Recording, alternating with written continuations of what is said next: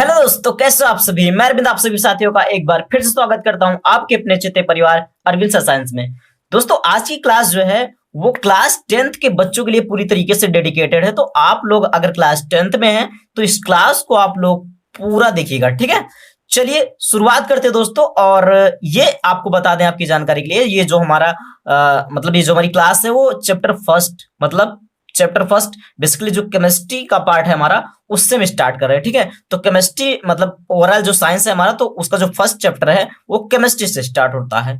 तो मैंने क्या किया है कि फर्स्ट चैप्टर से मैंने स्टार्ट किया, अब ये बिल्कुल एंड तक मैं करवाऊंगा, ठीक है। पूरी साइंस करवाऊंगा। आप लोग इस चैनल से बिल्कुल जुड़ जाइए, ठीक है। और हमारा टेलीग्राम चैनल भी ज्वाइन कर लीजिए, ठीक है। चलो, डिस्क्रिप्शन में उसका लिंक मैं दे दूंगा। देखिए दोस्तों, आज की जो क्लास है, ठीक है, अब यहां पर अगर आप देखेंगे तो चैप्टर का नाम क्या है, ठीक है। चैप्टर का नाम है हमारा जो है रासायनिक अभिक्रियाएं एवं समीकरण। इकाई जो हमारी पहली है रासायनिक पदार्थ प्रकृति एवं व्यवहार, लेकिन जो हमारा चैप्टर का नाम है वो क्या है, रासायनिक अभिक्रियाएं एवं समीकरण। तो इसमें बेसिकली हम लोग जो पढ़ने वाले हैं, सबसे पहले देखेंगे दोस्तों, सबसे पहले हम यहां पर देखेंगे क्या, तो सबसे पहले हम यहां पर देखेंगे भौतिक परिवर्तन। देखिए ब्रह्मांड में, ठीक है, ये पूरा यूनिवर्स, ठीक है, इस ब्रह्मांड में जितनी भी द्रव्य हैं, मतलब जितनी भी वस्तुएं हैं, जितने भी पदार्थ हैं, जितने भी मैटर्स हैं, आप देखेंगे उनमें कुछ ना कुछ चेंजेस होते रहते हैं, उसमें कुछ ना कुछ बदलाव, कुछ ना कुछ परिवर्तन होते रहते हैं। तो इस बदलाव को दो पार्ट में डिवाइड किया गया है, एक भौतिक परिवर्तन और एक होता है आपका रासायनिक परिवर्तन। तो यहां पर हम लोग देखेंगे कि भौतिक परिवर्तन क्या होता है असल में, ठीक है। तो भौतिक परिवर्तन क्या होता है, पदार्थ में होने वाले वे परिवर्तन जिनमें पदार्थ की भौतिक अवस्था, आकार, भौतिक गुण तो परिवर्तित होते हैं, लेकिन रासायनिक संगठन एवं द्रव्यमान में कोई परिवर्तन नहीं होता और ना ही कोई नया पदार्थ बनता है, ठीक है। अब यहां पर आप समझने का प्रयास कीजिए। कहने का मतलब क्या है कि ऐसा परिवर्तन जिसमें कोई नया पदार्थ ना बने, ठीक है, किसी पदार्थ में होने वाला ऐसा परिवर्तन जिसमें कोई नया पदार्थ ना बने, ऐसे परिवर्तन को हम क्या बोलते हैं, भौतिक परिवर्तन। सपोज करो एग्जांपल के तौर पर मैं लेता हूं, ठीक है, एग्जांपल के तौर पर अगर मैं आपको समझाना चाहूं, ठीक है, अब यहां पर आप समझने का प्रयास कीजिए, एक मिनट, चलिए, जी हाँ, चलो। अगर मैं आपको समझाऊं, यहां पर देखिए, यहां पर आप समझिए, जैसे मान लो हमारा कांच का ग्लास है, ठीक है, कांच का ये हमारा क्या है, कांच का ये ग्लास है। चलो भाई, जैसे बन पा रहा है मैं बना दे रहा हूं, ठीक है। ये कांच का ग्लास है। अब ये आपने इसको अपने हाथ में लिया था और गलती से क्या हुआ, फर्श पे गिरा और क्या हुआ, टूट गया। अब मुझे बताओ, अब ये टूट गया तो इसमें परिवर्तन हुआ कि नहीं हुआ, जी हाँ बिल्कुल परिवर्तन हुआ, लेकिन इसके आकार में परिवर्तन हुआ। अब मुझे बताओ ये कैसा परिवर्तन हुआ, जी हाँ ये भौतिक परिवर्तन हुआ। कैसा परिवर्तन हुआ, भौतिक परिवर्तन। आपको एक बात अगर कुछ नहीं समझ में आ रहा तो आपको एक बात से इसको बिल्कुल आप पकड़ लोगे कि भौतिक परिवर्तन है कि रासायनिक परिवर्तन। सिर्फ आपको समझना है कि भौतिक परिवर्तन में नया पदार्थ, ठीक है, बिल्कुल नया पदार्थ नहीं बनता है, इस चीज को आप ध्यान दीजिए। भौतिक परिवर्तन में नया पदार्थ नहीं बनता है। अच्छा आप मुझे बताओ, क्या ये जो कांच का ग्लास था गिरने के बाद क्या लोहे का हो गया, नहीं हुआ ना, था तो इसका जो टुकड़ा था वो कांच का ही। इसका मतलब क्या है कि जब कोई नया पदार्थ नहीं बना, इसका मतलब ये जो हमारे परिवर्तन होगा कैसा होगा, भौतिक परिवर्तन हो गया। मान लो कागज का टुकड़ा ही है, ठीक है, ये कागज का टुकड़ा है, अब ये फट जाए, ठीक है, इसको मैं फाड़ दूं तो फटने के बाद क्या ये कागज से सोना बन जाएगा, नहीं बनेगा ना। मतलब फटने के बाद तो कुछ बनेगा नहीं, मतलब फटने के बाद तो कागज ही रहेगा। कहने का मतलब क्या है कि इसमें नया पदार्थ नहीं बना, इसलिए इसको हम क्या बोलेंगे, भौतिक परिवर्तन बोलेंगे। क्या बोलेंगे दोस्तों, भौतिक परिवर्तन, ठीक है। अब यहां पर देखिए और कुछ एग्जांपल्स इसके, ठीक है, यहां पर देखिए जैसे जल का बर्फ या वाष्प में परिवर्तन, ठीक है, और आपका गलन है, ठीक है, चलिए बिल्कुल दिख रहा होगा आपको, वाष्पन है, क्वथन है, हिमीकरण है, ऊर्ध्वपातन तथा संघनन है, ठीक है। इन सारी बातों को हम समझने का प्रयास करते हैं कि क्या होते हैं। अब देखिए यहां पर जो बोला गया आपका जल का बर्फ या वाष्प में परिवर्तन। अब मान लो यहां पर समझो, यहां पर देखिए हमारा जल है, ठीक है, वाटर। अब जल अगर किसमें बदल रहा है, वाष्प में बदल रहा है, ठीक है, या फिर बर्फ में बदल रहा है, वाष्प में बदल रहा है या फिर बर्फ में बदल रहा है। और मुझे एक बात बताओ कि जब ये जल, अब आप बहुत सारे बच्चे बोलेंगे जी अरे इसमें तो नया पदार्थ बन रहा है, क्योंकि जल से क्या बन जा रहा है, जल से वाष्प बन जा रहा है और बर्फ बन जा रहा है, जबकि ये क्या है, अलग अलग नया पदार्थ है। जी नहीं दोस्तों, कहने का मतलब क्या है कि जब वो परिवर्तन हो और उस परिवर्तन से हम पुनः उस अवस्था में ना आ सके। कहने का मतलब क्या है कि अगर जल से वाष्प बना, अगर वाष्प से हम जल ना प्राप्त कर सकें तब तो वो रासायनिक होगा, लेकिन हम क्या करेंगे, जल से वाष्प बनाएंगे तो वाष्प से फिर तो जल प्राप्त कर सकते हैं। इसका मतलब इसमें नया पदार्थ कहां बना, नया बिल्कुल नहीं बना। ये वही चीज है, सिर्फ इसकी अवस्था चेंज हो गई है, बस सिर्फ इसकी क्या चेंज हो गई है, अवस्था चेंज हो गई है। तो अवस्था जो होती है, देखिए आप समझिए, रंग, रूप, आकार, अवस्था, ये सारी चीजें आपका घनत्व वगैरह जो कुछ होता है, ये सब आपका क्या होता है, भौतिक गुणों के अंतर्गत आता है।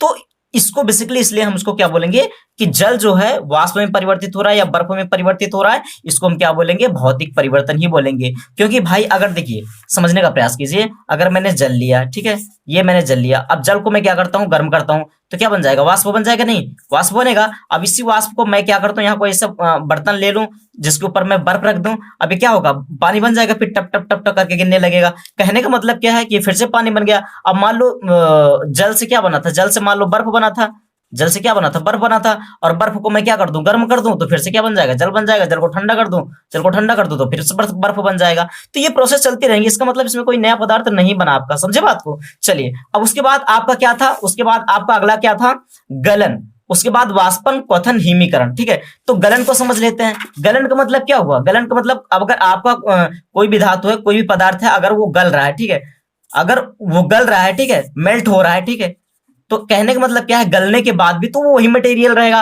कुछ दूसरा तो होगा नहीं। मान लो लोहा है आपका, ठीक है, लोहा आपका पिघल रहा है, गल रहा है, ठीक है, तो लोहा अगर आपका पिघलेगा तो कहने का मतलब क्या है कि वो आपका लोहा ही तो रहेगा, कुछ और तो बन नहीं जाएगा। इसका मतलब नया पदार्थ नहीं बना, इसका मतलब भौतिक परिवर्तन। उसके बाद यहाँ पर क्वथन हो गया। क्वथन का मतलब क्या होता है, कोई चीज जब उबलती है तो उसको क्या बोला, क्वथन बोला जाता है। तो उबलने के बाद भी कोई चीज वही रहेगी, उसमें कोई परिवर्तन नहीं आएगा। हिमीकरण का मतलब क्या होता है, हिमीकरण का मतलब क्या होता है भाई, किसी चीज को फ्रीज करना, मतलब हिम के रूप में बनाना। मतलब पानी है, पानी को पानी है, पानी का क्या हो जाएगा, पानी को अगर ठंडा कर दोगे बर्फ बन जाएगा, तो इसका क्या हो गया, हिमीकरण हो गया।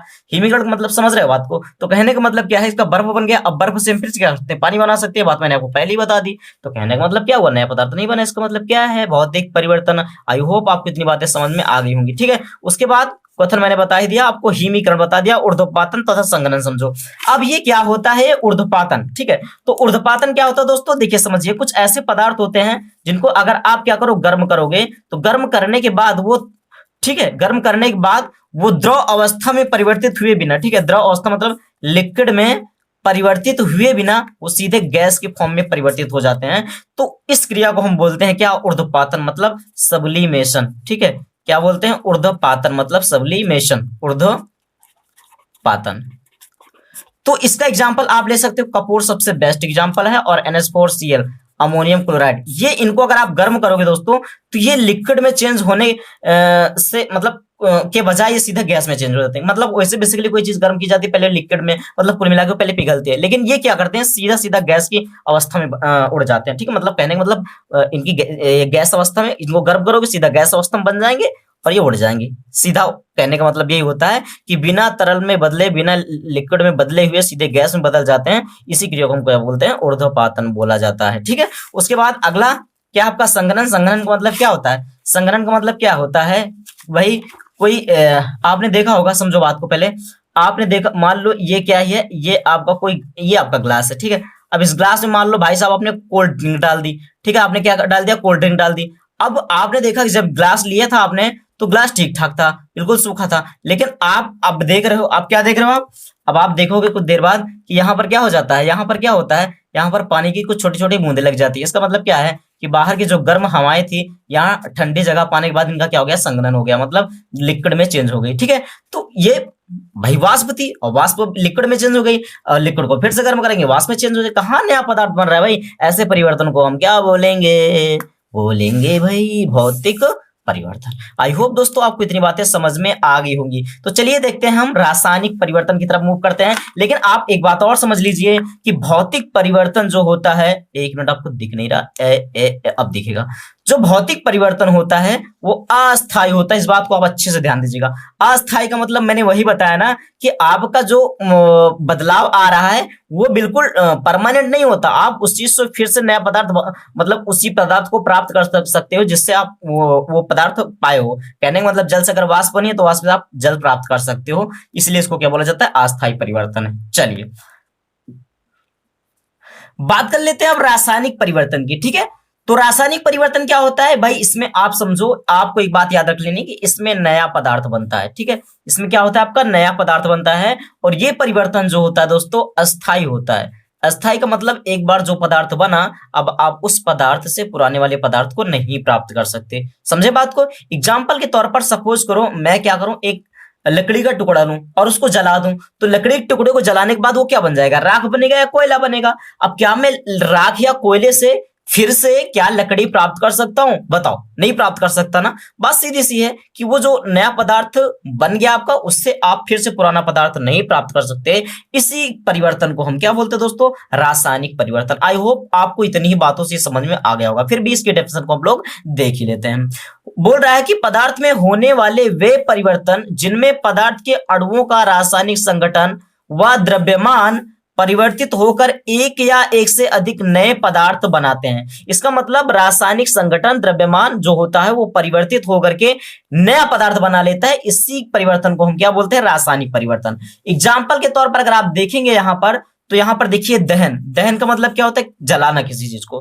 कहने का मतलब कुछ भी यार, ये जो कॉपी पे मैं पढ़ा रहा हूं, अगर इसको अब मैं जला दूं तो राख बन जाएगा। कहने का मतलब क्या है, क्या मैं राख से फिर से इस कॉपी को प्राप्त कर सकता हूं, नहीं प्राप्त कर सकता। इसका मतलब दहन का मतलब किसी चीज को जलाना, जला देने के बाद वो फिर से उसी अवस्था में नहीं आएगी चीजें। तो इसका मतलब जो दहन है वो क्या है, रासायनिक परिवर्तन है। जंग लगना, ठीक है, जी हाँ बिल्कुल। अब आप बोलोगे कुछ तो दिमाग ये लगाएंगे भाई, अगर मान लो ये लोहे की छड़ है, ठीक है, अगर ये लोहे की छड़ है और इस पर क्या हो गया, अगर जंग लग गया, तो ये लोहा ही तो होता है, कुछ नया क्या बनता है, नया क्या बनता है, अरे मेरे भाई नया बनता है, क्या बनता है, हाइड्रेट फेरिक ऑक्साइड। क्या बनता है, hydrate ferric oxide, 2Fe2O3 into XS2। ठीक है, इस बात को आप समझो, ये क्या बनता है, हाइड्रेट फेरिक ऑक्साइड, ये नया पदार्थ बनता है उसमें, ठीक है, जो आपको आभास नहीं होता, हालांकि आप देखते जरूर हो, ठीक है। जो क्या करता है, उसका संक्षारण करने लगता है, मतलब वो उसका क्षरण होने लगता है लोहे का धीरे धीरे, ठीक है। तो जो जंग लगने की प्रक्रिया प्रोसेस है वो आपकी क्या है, क्या बोलते हैं, रासायनिक परिवर्तन। प्रतिस्थापन, जी हाँ, प्रतिस्थापन अभिक्रिया जो होती है वो आपका क्या है, रासायनिक परिवर्तन। प्रतिस्थापन अभिक्रिया के अंतर कहने का मतलब क्या है, सपोज करो मैंने एक रिएक्शन लिया, सपोज करो एक रिएक्शन लिया, मैंने लिया CH4 प्लस Cl2। अब क्या हो जाएगा, एक क्लोरीन यहां पर गया और एक हाइड्रोजन यहां आ जाएगा, तो ये बन जाएगा आपका CH3Cl प्लस आपका क्या हो जाएगा, एक हाइड्रोजन यहां से निकला और एक क्लोरीन यहां बचा, क्या हो जाएगा, HCl। तो ऐसे जो परिवर्तन होते हैं ये क्या होता है आपका प्रतिस्थापन, ठीक है। प्रतिस्थापन अभिक्रिया जो होती है वो भी आपका क्या होता है, रासायनिक परिवर्तन। अपघटन का मतलब क्या होता है, किसी चीज का टूटना, किसी चीज का क्या होता है, टूटना। सपोज करो मैंने लिया 2KClO3, ठीक है, पोटेशियम क्लोरेट लिया मैंने, अभी क्या हो जाएगा 2KCl प्लस 3O2 में क्या हो जाएगा, टूट जाएगा।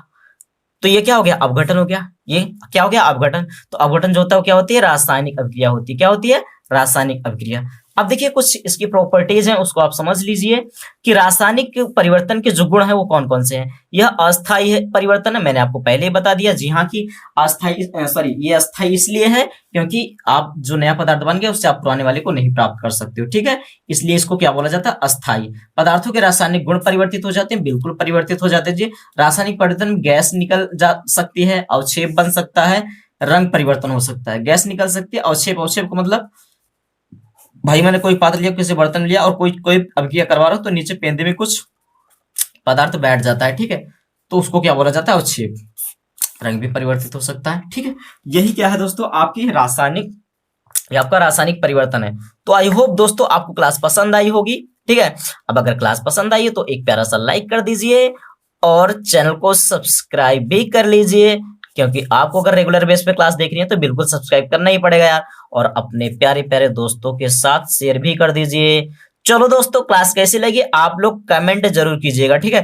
देखो जो आप कमेंट करते हो ना, तो यार वो क्या होता है ना, अपना कॉन्फिडेंस बढ़ता है, ठीक है, कॉन्फिडेंस लेवल अपना बढ़ता है। और यार इतना तो कर सकते हो ना, ठीक है, अपने भाई के लिए इतना तो कर सकते हो, इतना तो कर दिया करो यार। थोड़ा फिर हमारे अंदर से भी एक मोटिवेशन आता है, चलो यार करते हैं, ठीक है। चलो दोस्तों, फिर मिलते हैं नेक्स्ट वीडियो में, तब तक के लिए bye bye, take care, thank you.